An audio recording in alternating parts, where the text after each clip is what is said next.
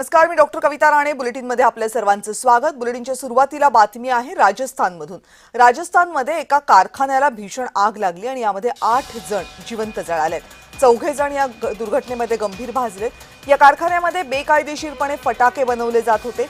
जळालेल्या व्यक्तींच्या शरीराचे तुकडे पिशव्यांमध्ये गोळा करण्याची वेळ आलेली इतका हा स्फोट भीषण होता. कारखाना मालक राजेंद्र फरार झाले. राजस्थानमधल्या भिवाडी इथल्या एका केमिकल कारखान्यामध्ये अचानकपणे एक शक्तिशाली स्फोट झाला. यामध्ये 8 कामगार जळाले. 4 जण गंभीर भाजलेत. दिल्लीमधल्या एम्समध्ये या 4घांना दाखल करण्यात आले.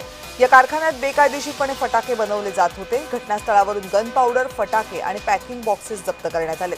घटनेच्या वेळी जवळपास 25 कामगार काम करत होते. सोमवारी सकाळी 9:30 वाजता खुशखेडा करौली औद्योगिक क्षेत्रामध्ये हा अपघात झाला. हे मृतदेह पूर्णपणे जळाले होते. अनेक मृतदेहांचे तर फक्त सांगाडेच शिल्लक होते. शरीराचे तुकडे विखुरलेले होते. बचाव पथकानं हे सगळे तुकडे पॉलिथिनच्या बॅग्समध्ये गोळा केले आणि या कारखान्याचा मालक मात्र फरार आहे. इतका मोठा अपघात होऊनही कारखाना मालक बेपत्ता झालाय.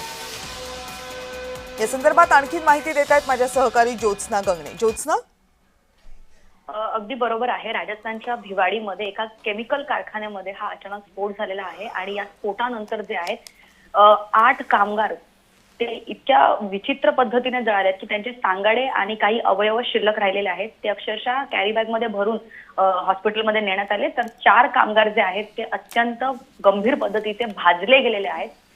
जे कामगार जळाले, 8 जणांचा ज्यांचा जागीच मृत्यू झालेला आहे, त्यांचे मृतदेह ओळखणं किंवा त्यांचा डीएनए करणं सुद्धा फार कठीण आहे. आणि हा कारखाना जो आहे तो बेकायदेशीरपणे फटाके म्हणजे फटाक्यांचा हा कारखाना होता. मात्र हे फटाक्यांचा कारखाना याला कोणत्याही प्रकारचं लायसन्स नसल्याची माहिती जी आहे ती सूत्रांकडनं मिळालेली आहे.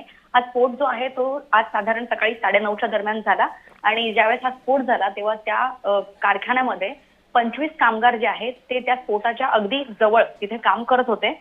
आणि याच्यामध्ये आणखी म्हणजे जे जखमी झाले त्यांची संख्या आणखी वाढण्याची शक्यता आहे. मृतांची संख्या जी आहे ती अजूनही वाढण्याची शंका जी आहे ती अद्याप जास्त आहे. आणि कुरखेडा कौरोली औद्योगिक क्षेत्रात हा अपघात झालेला आहे आणि हा जो कारखाना मालक जो आहे राजेंद्र, तो मात्र फरार आहे. राजस्थान पोलीस त्याचा शोध घेत आहेत आणि जिल्हाधिकारी तिकडे जे आहेत ते आर्तिका शुक्ला यांनी 12:30 वाजता ते पोहोचले आणि त्यांनी म्हटलंय की हा एक छोटासा स्फोट, कारण प्राथमिक माहिती जी मिळत होती त्या प्राथमिक माहितीनुसार गॅस गळती झाल्याची माहिती प्राथमिक होती. मात्र तो गॅस गळती न होता तो कारखाना जो फटाक्यांचा होता तो स्फोटक, तो फटाका जो आहे म्हणजे फटाका बनवताना जे काही केमिकल्स वापरले जातात त्यांचा तो स्फोट झालेला आहे. आणि त्यामुळे हा अचानक झालेल्या स्फोटामुळे अनेक जण गंभीर पद्धतीने भाजले आहेत. अनेक जणांचा मृत्यू झालेला आहे. मात्र अशा प्रकारचे लायसन्स नसलेले, परवानगी नसलेले कारखाने जेव्हा अशा प्रकारचं दारुगोळा म्हणजे हाताळत असतात तर तिथे कोणत्याही नियमांचं पालन केलेलं नसतं किंवा तिथे कोणत्याही अग्निशमक दलासाठी किंवा अग्निशमक दलाने तिथे कुठल्याही प्रकारची सेवा उपलब्ध केलेली नसते की जर आग लागली तर तिथे बचाव कार्यासाठी काही करता येत आहे का. आणि जी माहिती मिळते प्राथमिक तर तो अगदी छोटासा आणि एका कोपऱ्यात तो कारखाना असल्यामुळे जे आहे आणि हे फटाक्याचं काम जे आहे ते अगदी अडचणीच्या जागेवर सुरू असल्यामुळे जे आहे ते हा स्फोट झाल्याची माहिती मिळते. मात्र याच्यामध्ये आतापर्यंत जी माहिती मिळाली 8 जणांचा जागेवर मृत्यू झालाय. अतिशय गंभीर झाले आणि तुम्ही सांगताय त्याप्रमाणे भीषण आहे. जर औद्योगिक वसाहतीमध्ये हे होत असेल तर औद्योगिक वसाहतींमध्ये तर सरकारचं नियंत्रण असतं, तिथल्या कारखान्यांची तपासणी होणं अपेक्षित असतं. असं असताना जर हा कारखाना बेकायदेशीरपणे चालत असेल आणि त्यामध्ये जर इतक्या जणांचा मृत्यू होत असेल तर हा प्रश्न सगळ्यात मोठा जितका कारखाना मालकावर आहे तितकाच प्रशासनावर, सरकारवर सुद्धा आहे. धन्यवाद ज्योत्स्ना, तुम्ही दिलेल्या सगळ्या सविस्तर माहितीबद्दल.